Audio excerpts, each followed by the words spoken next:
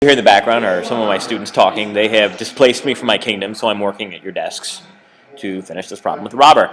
So this guy, we're going to call this guy, this one thing is kind of the robber connected there, so that's the weight.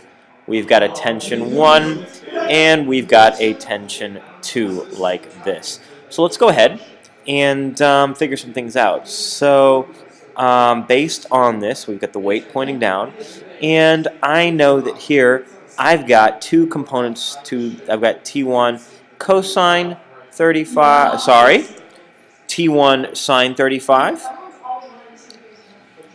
and I've got T2 cosine 35, not T2, T1. Now let's balance forces. T1 sine 35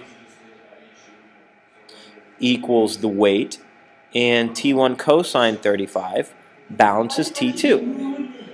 Now what I'm going to do is I'm going to go ahead and plug in numbers and solve for what I can solve for. There's a lot unknown here, and I just have to deal with that.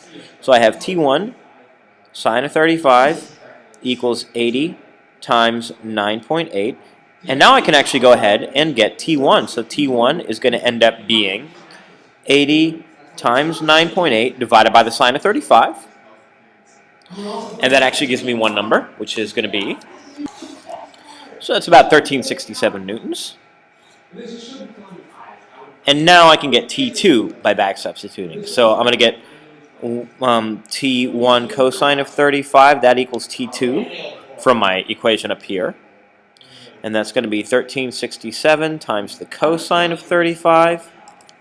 And when I get that number, it's going to work out to 1,120 newtons. So that is the second to the last problem on the exam.